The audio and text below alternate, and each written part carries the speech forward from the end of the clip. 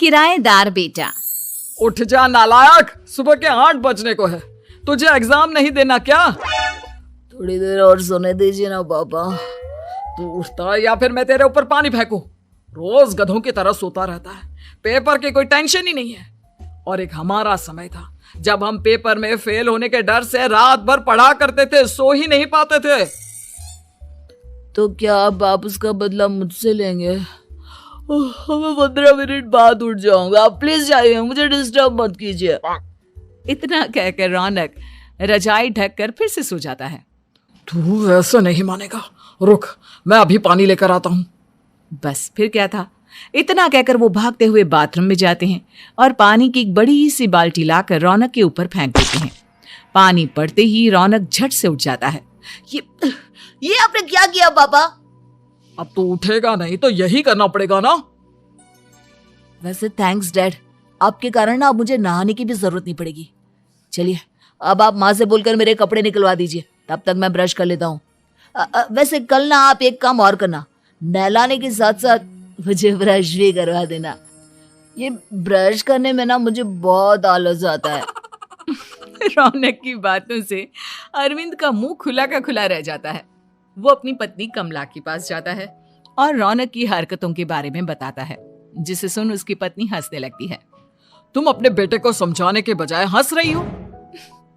रौनक बच्चा है, धीरे धीरे सुधर जाएगा, आप क्यों उसके पीछे पड़े रहते हो? अभी नहीं सुधरेगा तो कब सुधरेगा? 10वीं क्लास में है रौनक, वो अब कोई बच्चा नहीं रहा। अरविंद की इतना बोलते ही वहां रौनक भी आ जाता है।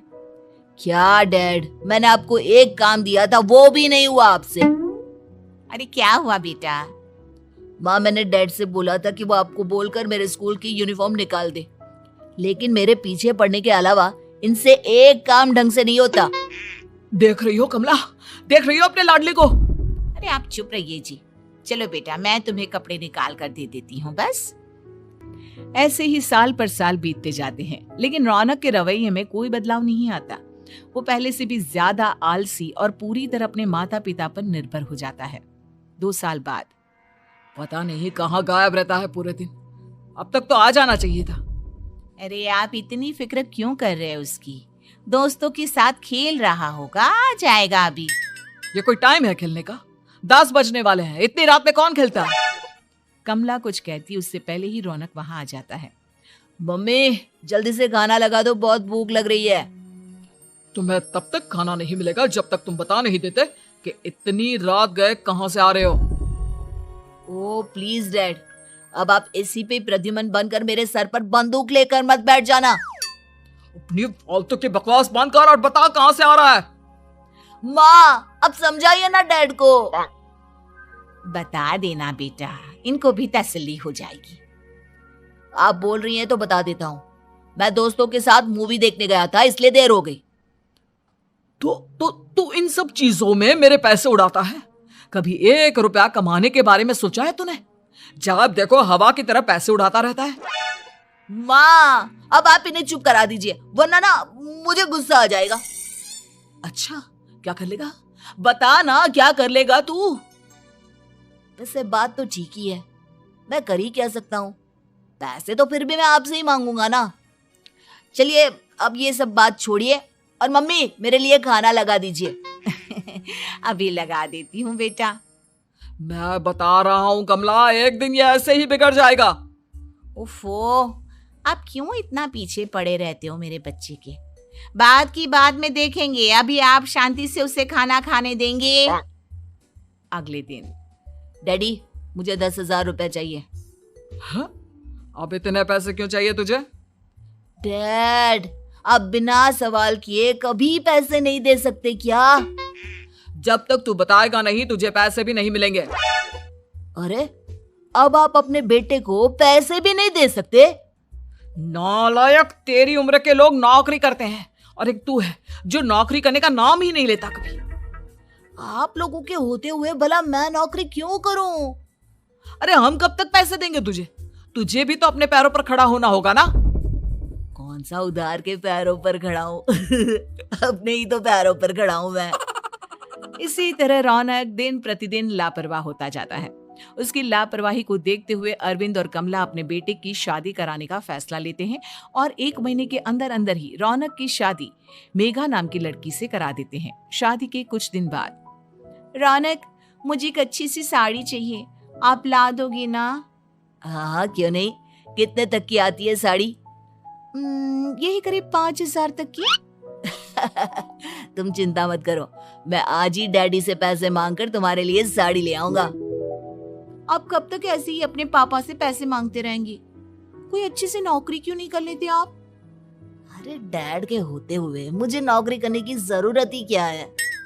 पर आप ऐसे कब तक उनसे पैसे मांगते रहेंगे? कुछ आपको अपने दम पर भी तो करना होगा ना। अब तुम भी बाकी लोगों की तरह मुझे ज्ञान देना शुरू मत कर देना। साड़ी चाहिए ना तुम्हें, मिल जाएगी बस। इतना कहकर रौनक अपने पिता से पैसे मांगने चला जाता है। डैडी, मुझे 5,000 रुपया चाहिए। अब 5,000 क्यों चाहिए तुझे? वो मेघा को साड़ी चाहिए थी। अरविंद आगे बिना कुछ कहे चुपचाप उसे पैसे निकाल कर दे देता है। कुछ दिन बाद, तुम्हें नहीं लगता कमला, रौनक हम पर पहले से भी ज्यादा डिपेंड हो गया है? मुझे तो अब उसके भविष्य की चिंता होने लगी है। कल को हमें कुछ हो गया तो वो क्या करेगा? काश तुमने पहले ये सोच लिया होता तो आज हमारा बेटा इतना लापरवाह नहीं होता। तब मुझे कहाँ पता था कि मेरा लाड प्यार उसे इतना बिगाड़ देगा कि वो इस हद तक लापरवाह बन जाएगा। कोई बात नहीं, अभी भी देर नहीं हुई। मुझे पता है उसे कैसे सुधारा जा सकता है। कैसे? अरविंद कुछ कहता उससे पहले रौनक वहां आ जाता है और पैसों के लिए हाथ फैलाने लगता है। डैड, मैं और मेघा बाहर घूमने जाना चाहते हैं। अरे वाह, ये आज सूरज कहाँ से निकला है? Dad please. अच्छा चलो अब मुद्दे की बात करो। मुझे अब 25,000 चाहिए। अब तुम्हें 1 रुपया भी नहीं मिलने वाला। अगर तुम्हें पैसों की इतनी ही जरूरत है तो कोई ढंग की नौकरी कर लो। मम्मी, आप कुछ कहिए ना डैड को। बेटा, वो गलत क्या बोल रहे हैं? ये सब हम तेरे भले के लिए ही तो कर रहे हैं। मम्मा, मैंने बताया ना आपको, मुझे नहीं करनी कोई जॉब वॉब। तो ठीक है, निकल जाओ हमारे घर से। तुम्हारे जैसे लोगों के लिए मैंने ये घर खड़ा नहीं किया है। जितना ये घर आपका है ना, उतना ही मेरा भी है। मैं कहीं नहीं जाने वाला। जाना तो पड़ेगा ही तुझे, क्योंकि अब मैं तेरा कोई भी खर्चा नहीं उठाने वाला। ठीक है, मत उठाइए मेरा खर्चा, मैं अपने दम पर भी जी सकता हूँ। तो बेशर्मों की तरह अब तक यहाँ क्यों खड़ा है? अपना सामान ले आओ, निकल जाए यहाँ से। रौनक पैर पटकते हुए वहां से चला जाता है। घर से निकालना जरूरी है क्या उसे? बिना पैसों के कौन रखेगा उसे किराए पर? अगर उसका भविष्य सुधारना है तो हमें अपने दिल पर पत्थर रखकर ये कदम उठाना ही होगा। दोनों बात कर रहे होते हैं कि रौनक अपनी पत्नी के साथ एक बड़ा सा बैग लेकर घर से निकल जाता है, लेकिन घर से बाहर उसे कोई भी मुफ्त में अपने घर किराए पर नहीं रखता। अंत में थक हार कर वो फिर से अपने घर चला जाता है। क्या हुआ? थोड़ी देर पहले तो दहाड़ते हुए घर से निकला था, अब क्या हुआ? नहीं रखा ना किसी ने तुझे किराए पर? डैड प्लीज, मैं कुछ दिनों में कोई अच्छी सी नौकरी शुरू कर दूंगा। आप तब तक तो हमें रख लीजिए प्लीज। सुबह से रात हो चुकी है लेकिन कोई हमें रखने को राजी नहीं है। अब आप ही बताइए, इतनी रात को मैं मेघा को लेकर कहाँ जाऊंगा? ठीक है ठीक है, बहू की वजह से मैं तुझे घर पर रख रहा हूँ, लेकिन तू इस घर में एक बेटे की नहीं बल्कि एक किराएदार की हैसियत से रहेगा। 3 महीने हैं तेरे पास। इन 3 महीनों के अंदर अंदर मुझे तेरी पहली तनख्वाह हाथ में चाहिए, समझ गया? पक्का डैड, इन 3 महीनों के अंदर अंदर तो कोई बढ़िया सी नौकरी ढूंढ ही लूंगा मैं। ऐसे ही धीरे धीरे समय बीतने लगता है और अरविंद के दिए 3 महीनों में से 2 महीने बीत चुके होते हैं। पापा जी ने हमें 3 महीने दिए थे, जिसमें से 2 महीने तो बीत चुके हैं। अब ये आखिरी महीना बचा है। अरे तुम चिंता मत करो, आज मेरा ना 2 जगह इंटरव्यू है, दोनों में से कहीं ना कहीं तो जॉब लगी जाएगी।